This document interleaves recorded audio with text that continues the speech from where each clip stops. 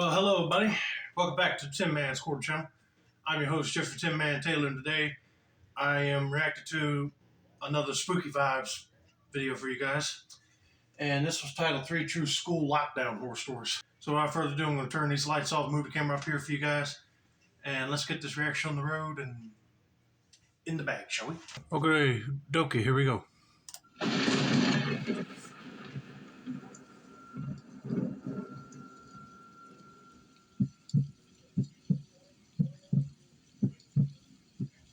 For context, this story takes place during the height of the clown hysteria, when you would see clowns walking around everywhere with weapons and scaring people. Well, I was a freshman in high school at the time, and I was sitting in my third period English class, bored out of my mind, when I got a text from my girlfriend. She said she asked to go to the bathroom and was waiting for me by the empty classroom on the first floor. This is something that we would do often. Meet up during class and just say hey and ask how each other's day was going. That sounds nice, but I wouldn't be doing that every single day because then a staff member would say, why are you kids not in your class? Just wait until after school to talk about stuff like this. So I asked to go to the bathroom as well and made my way to the first floor. We always met by the empty classroom down here. It was pretty secluded and you were able to talk freely. My girlfriend was telling me about her plans for this weekend when, suddenly, this loud alarm started going off. We were both really confused about the alarm. Then our principal's voice came on the loudspeaker, telling us that the school is on lockdown and to get into a classroom and lock yourselves in there. This did not seem like a drill at all. My girlfriend and I went into the empty classroom near us and we locked it. The eerie part about it was the alarm kept blaring over the loudspeakers. My mind was immediately going to the worst case scenario, that someone in the school was here with a weapon. Yeah, you got that right. But imagine a school lockdown happening when you sneak out of classroom just to meet up with your girlfriend. That'd be one scary scenario you do not want to be in. But thankfully, they were in a classroom that had a door with a functioning lock on it, because if it was unlocked, whoever set the school going to lockdown would be able to open it. We turned off all the lights and got into a corner. I had a bunch of my friends in a group text asking what the hell was going on. We were trying to be as quiet as possible when the door handle started to shake. My heart literally dropped to my stomach. Then someone started banging on the door. My girlfriend was in tears. Then there was a voice outside the door begging to come in and that he's hurt. My girlfriend shook her head no, but I peeked just a bit to see who it was. I could see the kid's face in the door window. It was a kid who I would see in the hallways sometimes, but I did not know his name. He was crying and begging to come in. Against my better judgment, I got up and opened the door. The kid fell into the classroom frantically. He thanked me so much. He held his left arm and he was bleeding. I asked what was going on out there and who did this to you. The kid was crying and said that he did this to me. He did this to me. I don't know who he was, but I went back to the door to make sure it was locked. Yeah, I'll be like the girlfriend right now. I wouldn't let nobody in during the lockdown procedure, but if it's someone you know and look like they're injured, you better get them inside. And when I did, I was standing face to face with a clown. Oh, He was heck standing no. outside the door, looking in at all of us. He tilted his head and held up this gigantic axe. My girlfriend and the kid screamed. The clown was bashing the axe against the door. The only thing that I could think of was to get out through the window. There were large windows, large enough to easily let someone out. I opened it up and helped my girlfriend and the kid out the window. When I turned to look back one last time, I did not see the clown at the door. There were police outside already. They took us aside and kept us in a police car until the situation was cleared. Not even 10 minutes went by, and we saw police escorting the clown out in handcuffs. It was a terrifying, nightmarish experience. The clown ended up having the axe on him and 2 knives strapped to his legs. The kid who was with me was okay, but he did have to get stitches in his arm. He was sliced by the clown and was lucky to escape with his life. No one else in the school was hurt. I don't know who the clown was. They kept his name private as to not give him any fame. This was honestly one of the worst experiences of my life. I am just glad that they decided to get out the windows of the school and run to the police officers, and they were able to grab that clown and arrest him. I thank God they kept his name private because I wouldn't want to glorify this guy. People like them make clowns look bad, but also he just terrorized the whole entire school and made it go on lockdown, so nobody like him need to be famous. But once he said the clown was wielding the axe, I'll be like, okay, no, this guy's completely mentally insane. But I'm just glad that these kids are okay. And let's get to story number 2, shall we?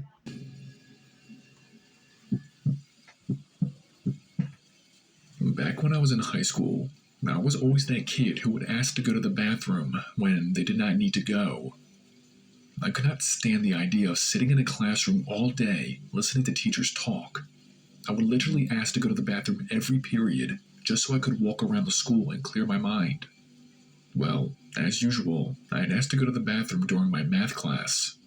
I think this was like second period, and I was already not in the mood to hear my boring-ass teacher talk about algebra and all that dumb shit.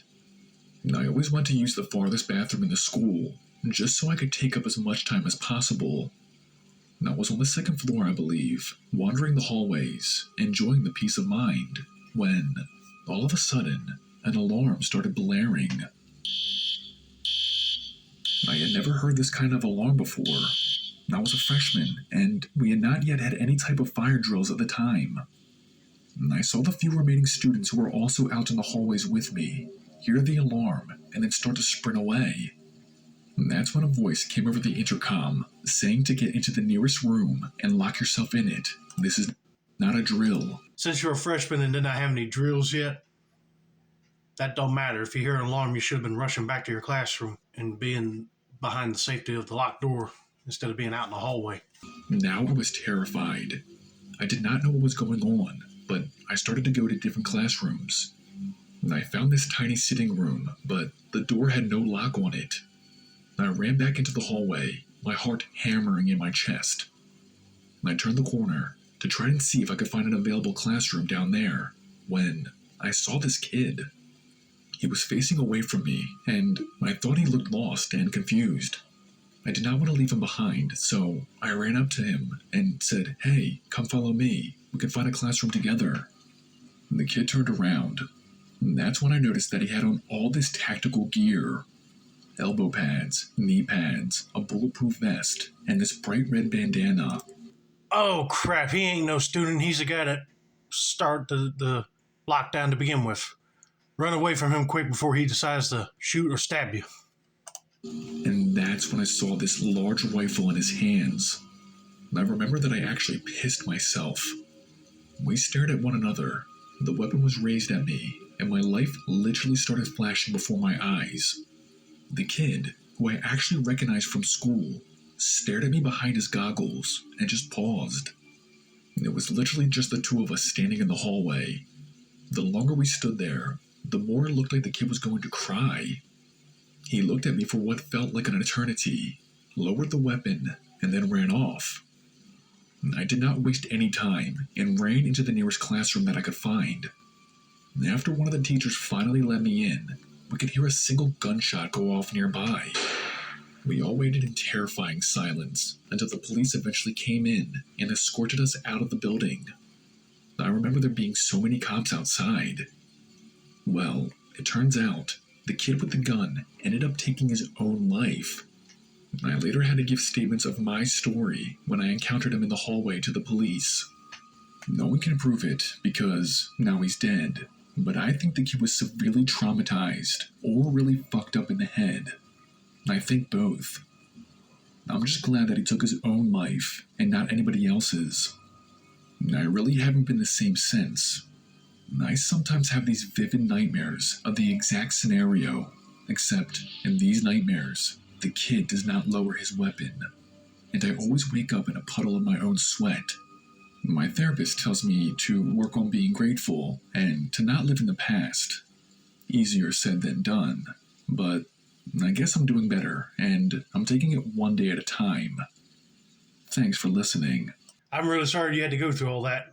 It would be scary to come face to face with a shooter, but then he spared your life. But like you said, he probably was traumatized about something that made him snap, want to start a whole school lockdown, but he couldn't go with the whole plan, so he decided to take his own life.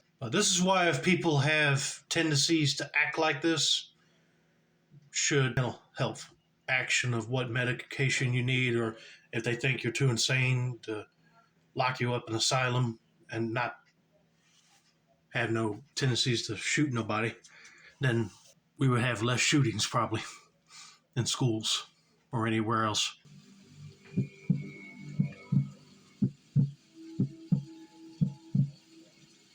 I was a junior in high school when this story takes place. It was prom season, and I'm not sure if other schools do this, but our school would always bring someone in to talk about the dangers of drinking and driving. It was meant as a way to warn us of the dangers that could happen if we wanted to get reckless on prom night. Right. So, anyway, we had the entire junior and senior classes in our school's auditorium. The guest speaker they had brought in was some guy who actually ended up killing someone on prom night because he was driving back home drunk. It was a girl in his own class. It was actually really heartbreaking. A lot of people around me were crying. He showed us photos of the accident, and they were very disturbing. The speaker definitely got his point across that we should not be drinking and driving, and of the irreversible causes it can have on your life. After the speaker finished, we were all dismissed back to our classrooms. I remember leaving the auditorium, and there was this heavy weight of just sadness over everyone. Anyway, we were all heading back to our classrooms when we heard this loud bang. I shoot guns with my dad, and I could instantly recognize that it was some kind of gun going off. Other kids started to quickly realize that it was a gun going off too, and started running to classrooms. Teachers were guiding us into them, saying to hurry. I was in a room with like 40 students. We locked the door and pushed the desks and chairs in front of it to block it. I remember kids praying and kids crying and everything in between.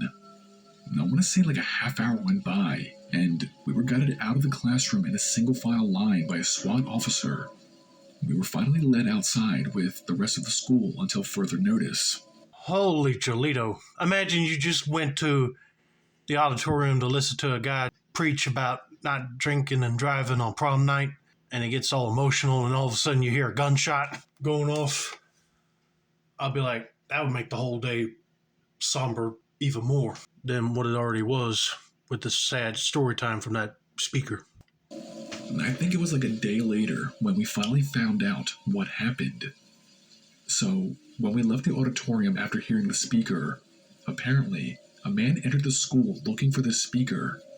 When he saw him walking in the hallway, he pulled out a handgun and executed the man on the spot. And here's the crazier part. This wasn't some random execution. The dude who shot the speaker was the brother of the girl who was killed in the car accident. Apparently the speaker was serving a large prison sentence, but was able to go around schools and speak about the horrors and consequences of drinking and driving. The brother found out what he was doing, got a gun, and went to our school and did what he did. I heard, when he pulled the trigger, he did not even run or anything. He just sat there silently on the floor and waited for the police to come and arrest him. This shit was so crazy, and I still cannot believe that it happened. But I guess people will do anything to enact revenge on the ones that they love. Be safe out there.